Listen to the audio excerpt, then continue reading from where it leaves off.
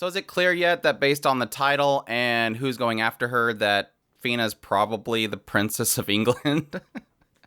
I don't know. I guess like something I didn't really get into in my last impressions that I meant to, but yeah, that's my thoughts on the episode 3 of Fina the Pirate Princess, by the way. But yeah, I meant to kind of go over this fact that I have a strong feeling by the end of this show, we're going to find out that this Yukihisa, who is the guy that's basically the head of all the Goblin Knights that's on the Goblin Island, I'm assuming that he's probably going to be a bad guy. I'm just throwing it out there. It just seems like everything's kind of pointed that I don't think it's necessarily that he's a bad guy. He's just one of the bad guys. It doesn't really seem like probably anybody is going to be a good person. I mean, it's colonialist kind of setup going on here. So pretty much all parties are going to be like after something. Obviously, England is already showing that they're, have a lot of control. It has this whole scene where this able guy who's looking for Fina, he is pretty much pushing this, I think her name was O'Malley, which is this pirate lady. I think O'Malley was the lady that was at the very beginning of the show, who was the one that was attacking their ship. But she's obviously has control of a lot of really strong people. But yeah, it seems like in this entire scene, it just really seems like he's obviously with England.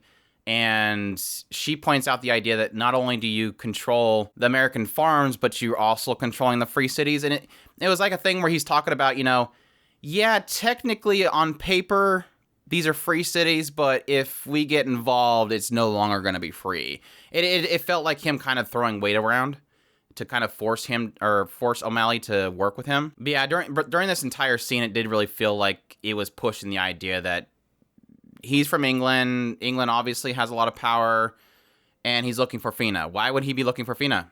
Probably princess. My theories on Yukihisa that I meant to go into last episode is more on the idea that I think that their story is probably correct, that they were traveling and they were on a voyage, and at some point they shipwrecked. This Hauptmann family helped them, but probably what happened is eventually he discovered this treasure, which is, supposedly what this little brick is supposed to bring them to. And he's now trying to use that to get to the treasure. And so he's painting this picture that he's supposedly helping Fina. And he's talking about this, this adventure that the Hauptmann family was trying to go on, this voyage. And it involved this brick. But the intention is probably going to be that eventually he's going to go, oh, you found it. Thank you. It's mine now. I think that's really where they're going with this entire thing. I don't really feel like he's going to be a good guy in the end. And it's probably going to be pretty easy in the end for them to kind of just, oh, well, you're a bad guy. Let's dispose of you. And there's probably going to be a fight between Yukimaru and him. And it'll be a cool epic battle. But I think it's just going to turn into one of those greed things. Here's a treasure. The Hauptmann family's pretty much gone at this point. Who cares? Let's go ahead and just take the goods. Use it for the Island of Goblins because we need it because the England army is evil, that kind of thing. I guess it technically was equally solidified that she's probably England royalty because it goes over this whole thing where they end up finding another one of these crafted cube thingies, and this guy at the shop ends up telling them that it was made in Germany and it's specifically owned by royalty. So again, it kind of just completely spells it out. I'm trying to figure out who Cody is. Cody, I'm assuming he's the little boy that keeps watching from a distance and ends up throwing poor Maxiver over the side of the ship. Why is Maxiver at fault? Don't get me wrong, I don't like Maxiver. I just love his Seiyu, but why was he the only one thrown over the ship? All of O'Malley's people failed. Why throw him over the ship? I guess he was supposedly the leader, and you punish the leader for the failures of the group. But no, that was a very colorful cast. And it was interesting at I guess to get into everything else, they end up going to this Barbala, and she wanted to get a new outfit. It was really goofy seeing Yukimaru create this little randomizer so that he could possibly get off the ship because somebody had to stay behind for the ship, and it completely fails, and he's the only one that left behind. I love his little goofy explanation to the dog, and then he just collapses over. That was a lot of fun. It's always interesting to see the very stoic character who has a goofy side to them, But that was I got a huge kick out of that, and to see his like overprotectiveness later on was cute as well. But yeah, they go here. They have a little bit of a. I knew they were gonna have a little bit of a dress up segment, so they have to see Fena in different outfits, and eventually she chooses the most boring pirate outfit, but. I wasn't expecting much. They're just gonna choose a generic crappy pirate outfit for her. Okay, that's fine. I was hoping for something a little bit cooler looking, but it is what it is. They get Fena gets separated along with the two brothers, Kaida and Inju. They have a little fun together. I like how she kind of messes with him using what she learned from Angie to kind of give them compliments to control them, basically. I don't know what they're talking about. They're completely random the way they talk, but yeah, eventually they get that cube. Guy makes suggests to pay with her body, and they use a lighter to get him to pay up instead. And that's when they're confronted by this group led by Maxiver. And yeah, it insinuates after this fight, based on what Yukimaru said, is that they're not just normal pirates. They're very colorful cast, so I'm assuming they're going to be around for a while. I like how the only people that get diced up in this entire fight scene is all the extras that run up afterwards. It's like, oh yeah, kill all of them, but don't touch all the colorful people the new colorful cast of pirates that are part of O'Malley. We need to keep them around.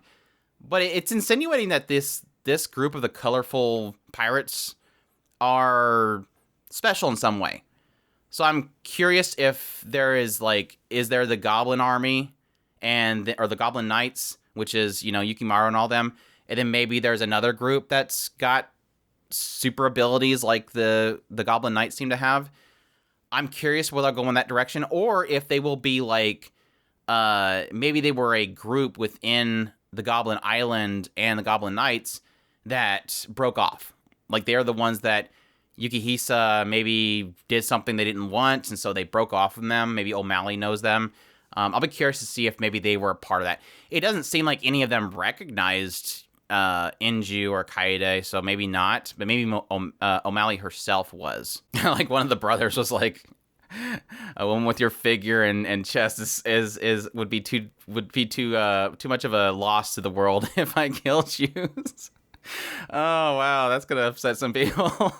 And of course, after this fight, Yukimaru gets shot, rescues Fina, and then scolds her because she's messing around and everybody's life is in danger for that. I get it. And, it's one of those things where it's obviously in fun. She's having fun. Character's having fun. We're watching and having fun. And then here's the stinker to come in and say, stop having fun. No fun allowed sign put down. But yeah, it do really acknowledge the idea that even though it was a free city, they are on the run, and there is a lot of danger in what they're doing, so why are we screwing around? Why is there a separation happening between you all? Yeah, and the episode pretty much ended with Abel pointing out, Fana, do you realize who you are? Again.